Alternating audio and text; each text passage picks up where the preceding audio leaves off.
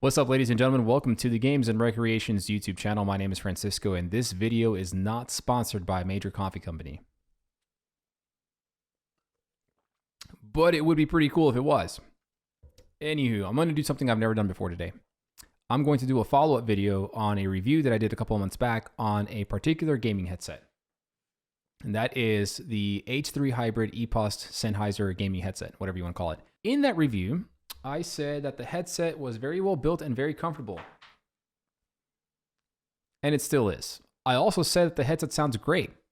And it still does. And I even said that the microphone was embarrassingly bad considering the brand power, the brand name behind the Sennheiser name, and the fact that this was an $180 headset. And that also is still true. So why am I doing this? What is there to follow up on? Well, there's two things that review did not cover. One of them slipped through the cracks, and I did not catch it until after the fact, so that's my fault. I apologize. The other thing is something that you viewers brought to my attention after watching my review. So let's just dive right in. So this being a wired/Bluetooth headset, of course, gives it that hybrid nature, living up to its name. And you're able to connect to your platform of choice via USB or 3.5 millimeter cable. Traditionally speaking, any headset that has a 3.5 cable that has USB functionality that you have to power on, you can use it via 3.5 without powering it on. Unfortunately, what I did not catch prior to making that review is that the H3 hybrid headset has to be powered on at any time to work.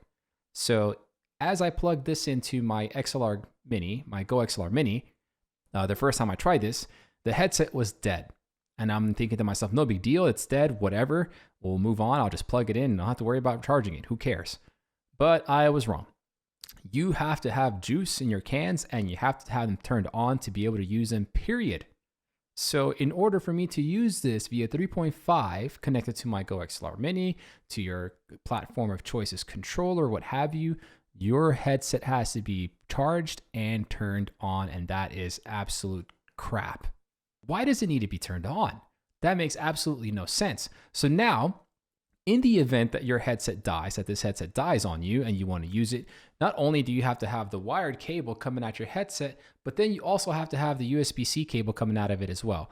I don't have a problem with one cable coming out of my headset, but I do have a problem with two. It's a little uncomfortable. Things get tangled. It gets a little weird. It gets a little dangerous. Maybe it doesn't get dangerous, but I like to exaggerate things and make things dramatic, right? Major red flag for me, in my opinion, there. Like, that is just something that didn't need to happen. I just kind of have to ask myself and ask them, like, why? Why does it have to be that way? All right.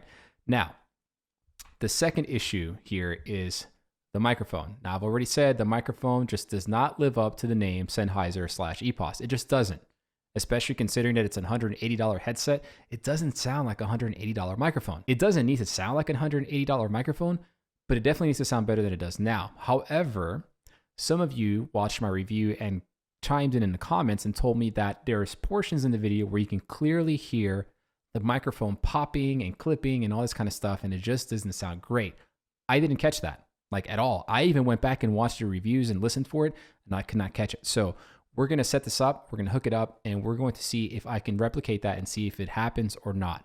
Maybe it was something that I had incorrectly set in Audacity, or maybe it is a problem with the microphone. And the thing is that they had seen this happen in other instances with other reviews as well. So let me get this set up and we'll be right back. All right, ladies and gents, so we got the headset set up with the microphone, and I've got Audacity here pulled up, and I'm seeing the waveform as everything gets recording, and I'll tell you this.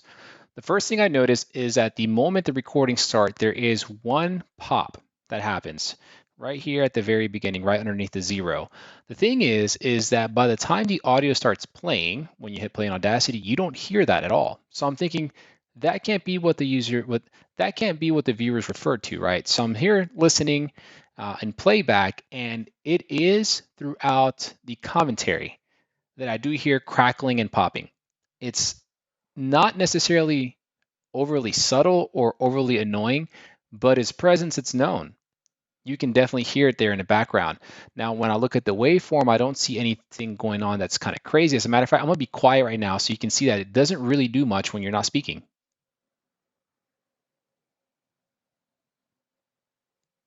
See, nothing. nothing at all. But for some reason, as I speak into this microphone and when I listen back to it on playback, I can hear the crackling and I can hear the popping. And that is just flat out unacceptable. Like, absolutely unacceptable. This is an expensive headset. People spend a lot of money on things like this.